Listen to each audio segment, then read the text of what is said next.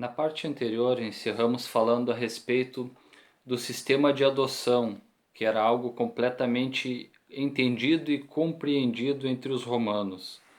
É interessante ressaltarmos o que o autor da revista coloca aqui, que Deus se agradou em inserir no plano de salvação do ser humano a adoção dos eleitos como filhos, segundo o beneplácito da sua vontade. Ou seja, dentro do projeto, do plano de Deus, ele achou agradável diante de si que nós fôssemos adotados como seus filhos. É o texto que nós lemos há pouco de Efésios capítulo 1, versículo 5, a parte B. João 3,16 vai dizer o seguinte: porque Deus amou o mundo de tal maneira que deu o seu Filho unigênito, para que todo o que nele crê não pereça, mas tenha vida eterna. Já Romanos 8,29 diz: porquanto aos que de antemão conheceu, também os predestinou para serem conforme a imagem do seu Filho, a fim de que ele seja o primogênito entre muitos irmãos. E nós precisamos, dentro desses dois textos, ver bem claramente a mudança da terminologia que foi usada nesses versículos citados, em prol desse conceito da adoção. No Evangelho de João, capítulo 3,16, fala do Filho unigênito de Deus, ou seja, falando apenas de Jesus Cristo. Agora, em Romanos 8,29, ele vai falar no primogênito entre muitos irmãos.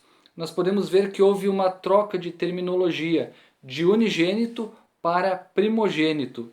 Unigênito quer dizer único gerado, ou seja, filho único. Então, em João 3,16, ele está dizendo que Jesus era o seu filho único, o unigênito.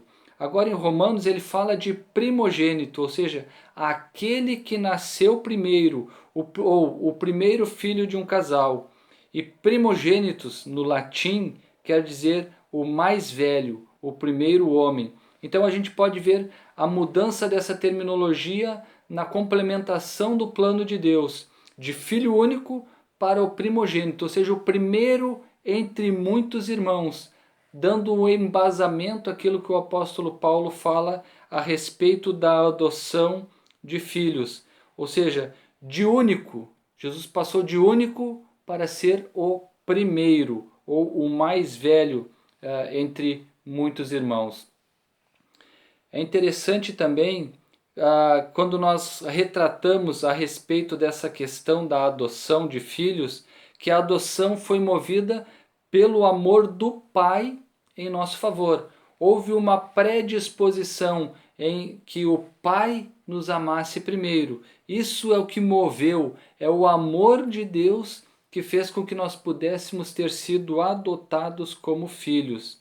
Efésios capítulo 2, versículo 4 e 5 diz: mas Deus, sendo rico em misericórdia, por causa do grande amor com que nos amou, e estando nós mortos em nossos delitos, nos deu vida juntamente com Cristo. Pela graça sois salvos.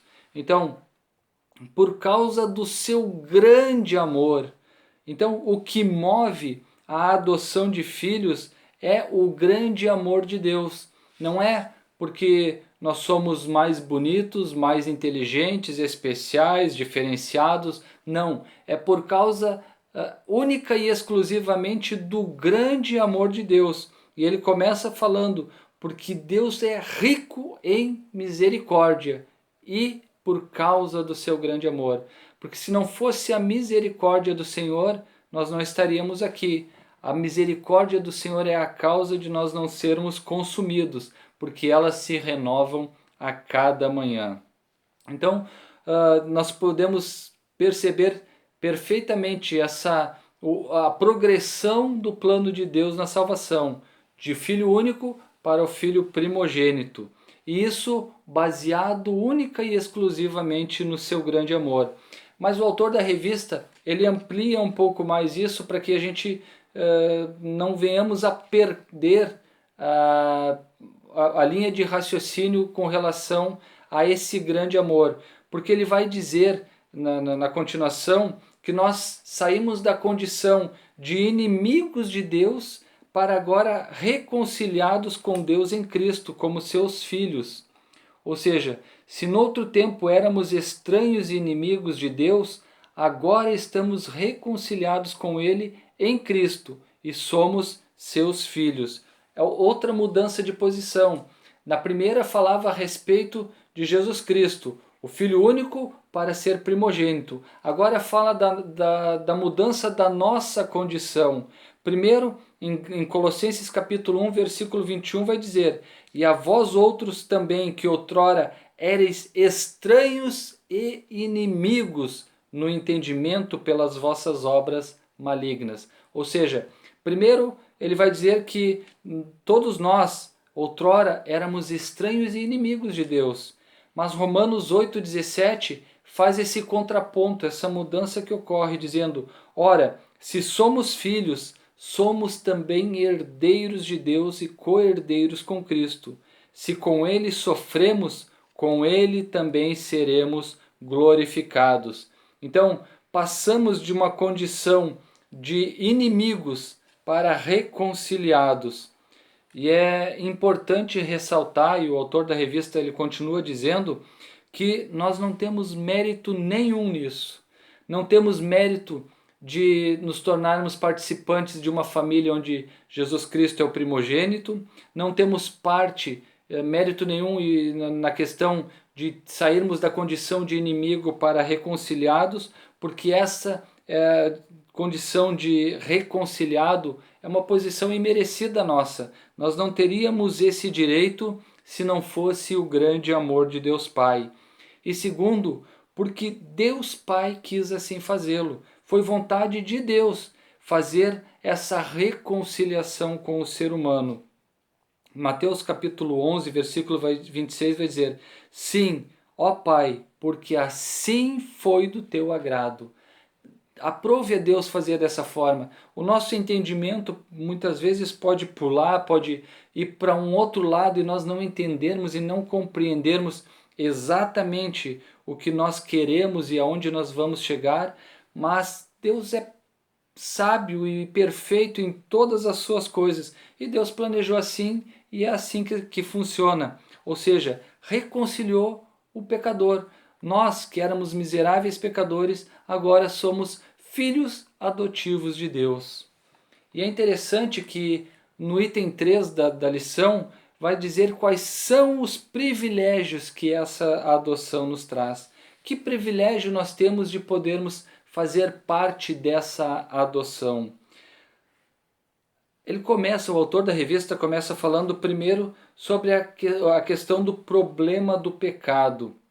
Ou seja, Deus criou o ser humano para que nós tivéssemos uma comunhão com Ele, mas a partir do momento do pecado, houve um rompimento nesse relacionamento com Deus. O homem se afastou de Deus por causa dele mesmo, pela maneira como ele agiu, por ter pecado.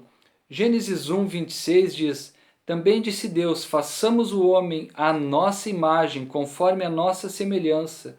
Tenha ele domínio sobre os peixes do mar, sobre as aves dos céus, sobre os animais domésticos, sobre toda a terra e sobre todos os répteis que rastejam pela terra.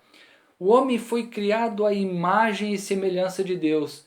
O relato bíblico vai dizer que na virada do dia, Deus ia lá e chamava Adão para ter um relacionamento e conversar com ele. E Adão tinha essa intimidade com Deus.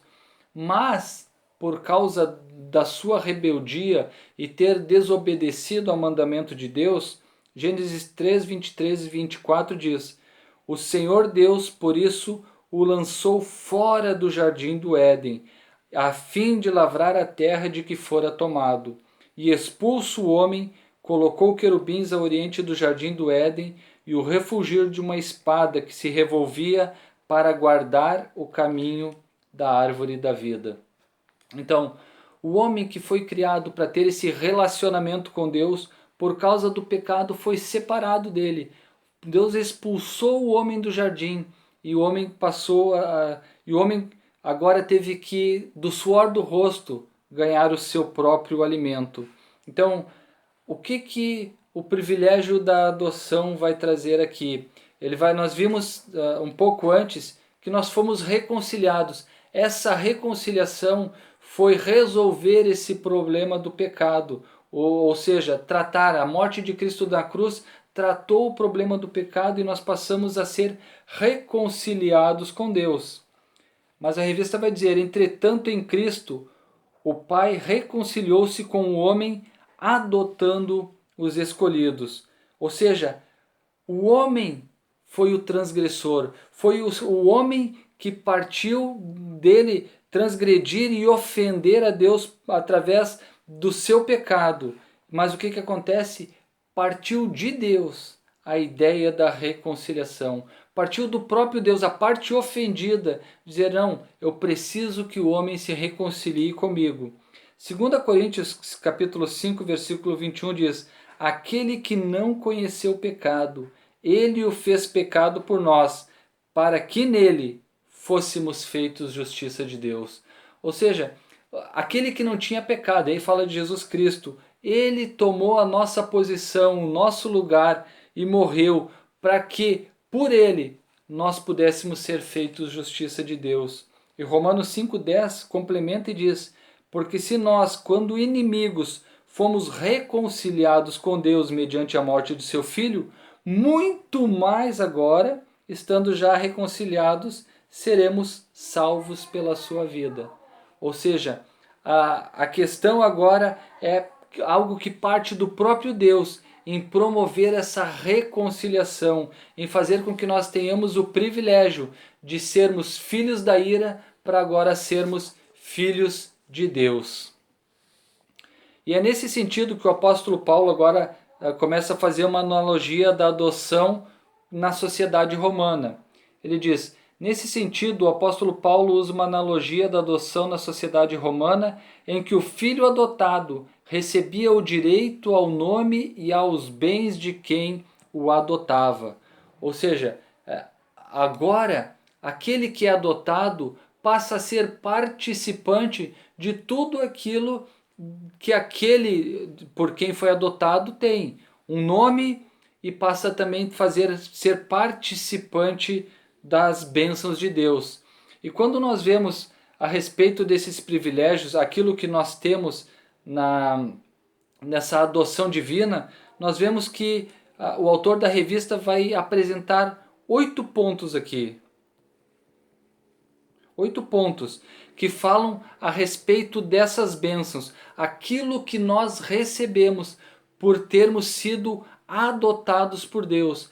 Benefício, algo que não era normal, algo que não era propício para nós, mas que aprouve ao próprio Deus fazer. E na filiação divina, o primeiro benefício é que Deus predestinou as bênçãos de um novo nome. A partir do momento em que nós fomos adotados, já tem essa designação. Em Apocalipse capítulo 2, versículo 17 vai dizer, quem tem ouvidos, ouça o que o Espírito diz às igrejas. Ao vencedor, dar-lhe-ei do maná escondido, bem como lhe darei uma pedrinha branca, e sobre essa pedrinha é escrito um nome novo, o qual ninguém conhece, exceto aquele que o recebe. Quando chegarmos diante de Deus, vamos receber uma pedrinha com um novo nome. Não esse nome que nós temos agora, pelo qual nós somos conhecidos, mas um nome dado por aquele que executou a adoção por nós. Segundo benefício é uma nova imagem, a imagem de Cristo aos eleitos. Romanos 8, 29 diz, porquanto aos que de antemão conheceu, também os predestinou para serem conforme a imagem de seu Filho, a fim de que ele seja o primogênito entre muitos irmãos. Ou seja, os dois primeiros benefícios, uma pedrinha branca com um nome ao qual só aquele que recebe conhece, e o outro é que agora nós vamos nos tornar segundo a imagem de Jesus Cristo. 1 João 3,2 vai dizer, ainda não manifestou o que havemos de ser, mas quando Cristo se manifestar, nós vamos ser assim como Ele é. Amém? Deus abençoe.